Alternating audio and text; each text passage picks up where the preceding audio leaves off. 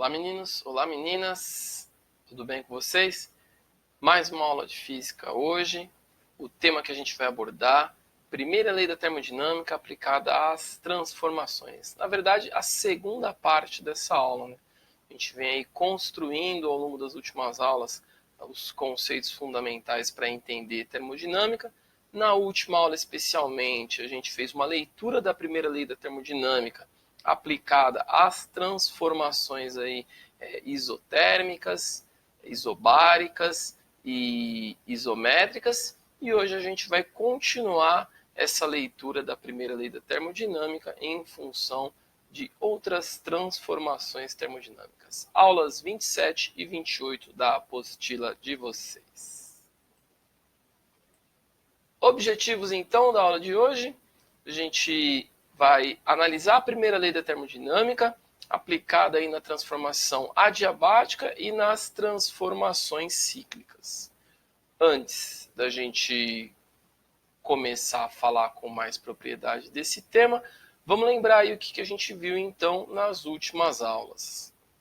A gente falou um pouco sobre transformações termodinâmicas, né? Então, passamos aí pela transformação isotérmica, pela transformação isobárica, transformação isovolumétrica e as características de cada uma dessas transformações.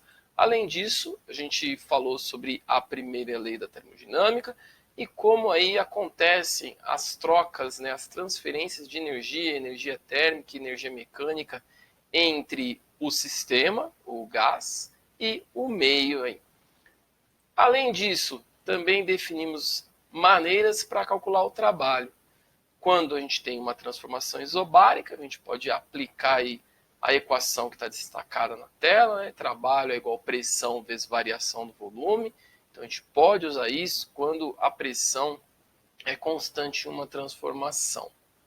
Ou podemos também calcular o trabalho através do cálculo da área de um gráfico de pressão por volume. Então, a figura aqui formada entre os eixos do gráfico, numericamente, a área dessa figura numericamente é igual ao trabalho realizado.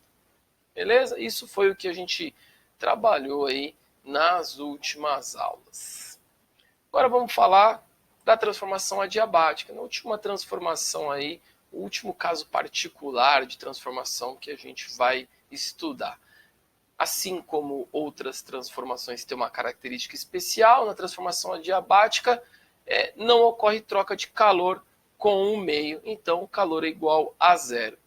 Se a gente fizer, então, uma leitura de maneira análoga, que a gente fez com as outras transformações, em cima da primeira lei da termodinâmica, e levando em consideração, né, que o calor é igual a zero, a gente pode fazer uma releitura da primeira lei e escrevê-la da seguinte forma. Então, a primeira lei da termodinâmica aplicada numa transformação adiabática pode ser escrita aqui como está destacado na tela. Ou seja, a variação da energia interna é igual a menos o trabalho. Outro fator muito importante para a gente destacar a transformação adiabática é a representação gráfica dela. Num gráfico de pressão por volume, ela tem essa cara aqui que está ilustrada na tela. Ela é muito parecida com a transformação isotérmica, é uma curva, mas a característica dela é que ela acontece com um tempo menor, ou seja, ela é uma transformação mais rápida. Isso a gente consegue perceber olhando como a curva é mais acentuada. Outra característica é que a transformação adiabática ela fica entre duas isotérmas. Então aqui a gente tem duas curvas isotérmas destacadas e a curva adiabática aqui entre elas. Já que a curva adiabática se localiza, né, entre duas curvas isotérmicas e as isotermas elas indicam a temperatura de um gás, a gente pode notar que durante a transformação isotérmica, vai ocorrer uma variação na temperatura. Então, se a gente tiver uma expansão adiabática, vai ter um resfriamento do gás, porque a expansão adiabática indica aí a mudança entre duas isotérmicas de uma curva isotérmica de uma temperatura maior para uma curva com com a temperatura menor. E o contrário também é verdadeiro, né? Quando a gente tem uma compressão adiabática, vai ocorrer o aquecimento de um gás. Então essas são as características aí principais, né, da transformação adiabática. A gente vai falar de um outro tipo de transformação, que é a transformação cíclica. Essa transformação é muito importante no entendimento de uma máquina térmica. Por isso que eu vou citar aqui a máquina térmica, que, como eu disse em algumas aulas, é basicamente nosso objetivo final, o entendimento sobre o funcionamento de uma máquina térmica. Lembrando que a máquina térmica é um dispositivo que transforma parcialmente, né, energia térmica em energia mecânica. E como exemplo, a gente tem o motor a combustão de um carro. Esse motor a combustão, ele funciona baseado nos princípios da termodinâmica e tem transformações térmicas acontecendo, transformações termodinâmicas. No ciclo de um motor a combustão, acontece uma transformação cíclica. Então, quando a gente fala de um motor ou de uma máquina térmica funcionando, essa máquina térmica vai promover aí uma transformação cíclica. E aqui a gente tem uma ilustração que indica as 4 etapas que passam pelo funcionamento do motor. Então a gente tem 4 momentos diferentes e cada um desses momentos indica uma transformação termodinâmica diferente. A gente vai entrar em mais detalhes aqui nas próximas aulas sobre o funcionamento do motor, mas aqui estão indicadas, né? Deixa eu ficar um pouquinho menor aqui, ó. As 4 etapas aí, as 4 transformações que acontecem. Então, em cada uma dessas etapas, no chamado motor de 4 tempos, a gente vai ter uma transformação. Então, aqui nesse motor, a gente tem a primeira fase da admissão, depois a compressão, a combustão e o escape. Durante cada uma dessas etapas, a gente tem uma transformação termodinâmica diferente. Então, aqui, o motor a combustão é um exemplo, né, de uma transformação cíclica.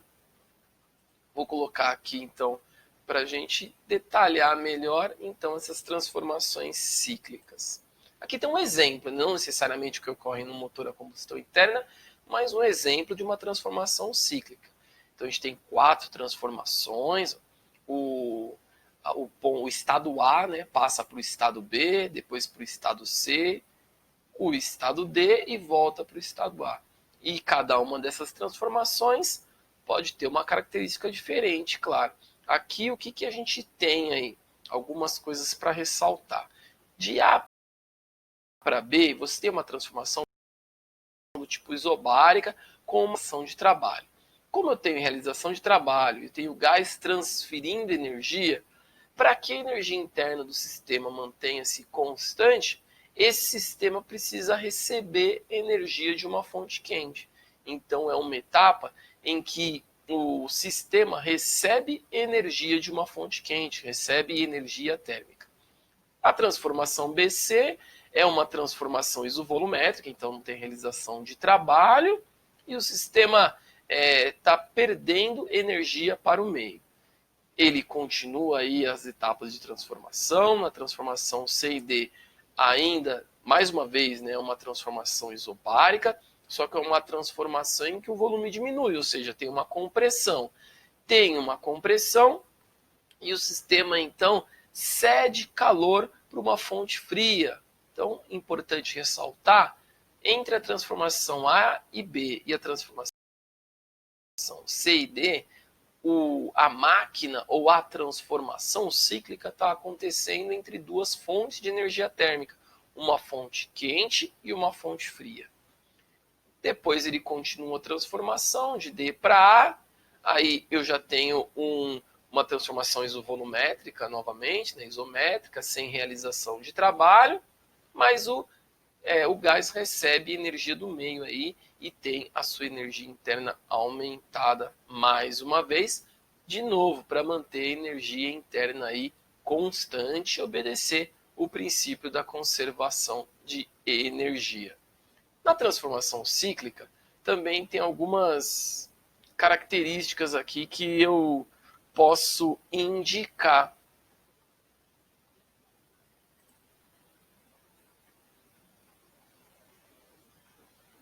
Então, uma informação que eu tiro, de novo, sair da frente de vocês.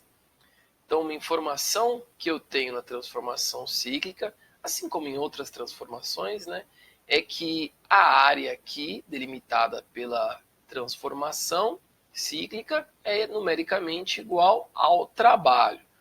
Uma informação complementar sobre o trabalho é que, se a transformação ocorrer no sentido horário, o trabalho é positivo.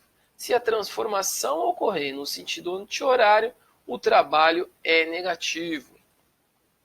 Como a transformação é cíclica, ela sai do estado A, passa por algumas transformações e volta para o estado A de novo, a variação de energia interna é zero, né? Então não tem uma modificação da energia interna.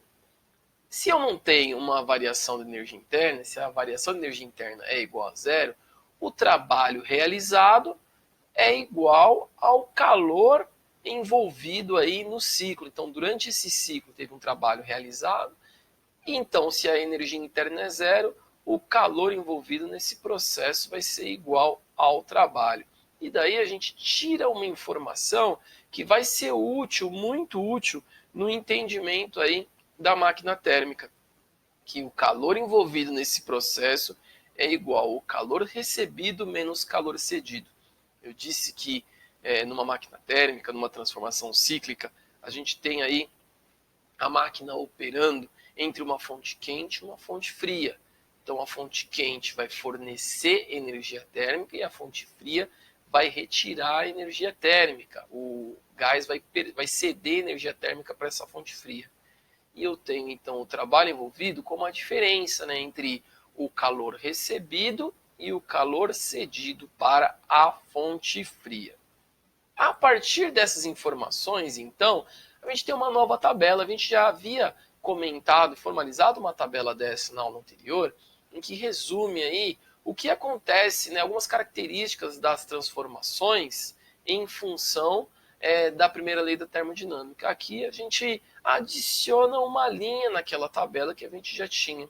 Então, além das transformações isotérmicas, a isovolumétrica e a adiabática, isobárica, agora a gente inclui a transformação adiabática.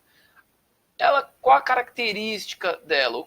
Primeiro, uma das variáveis fica constante na adiabática? Não. Diferente das outras transformações, por exemplo, a isotérmica, em que a temperatura fica constante, ou a isovolumétrica, em que o volume fica constante, a adiabática, nenhuma das grandezas termodinâmicas permanece constante. Mas a gente tem uma grandeza que é nula. Então, o calor é zero na transformação adiabática. Então, é uma transformação em que não ocorrem trocas de calor com trocas de energia térmica, né, calor com o meio externo. Então, o calor é zero. Se o calor é zero, eu também tenho aquela ideia de reescrever a primeira lei da termodinâmica em função desse fato. Então, a primeira lei da termodinâmica pode ser reescrita como variação de energia interna é igual a menos o trabalho. E aí a gente completa a nossa tabela com todas as transformações que a gente viu, cada uma com a sua característica, sua variável que vai ficar constante, qual a grandeza que pode se anular ou não, e a consequência aí na primeira lei da termodinâmica. Beleza, meninos e meninas? Então, eu acho que é o que nós tínhamos na aula de hoje.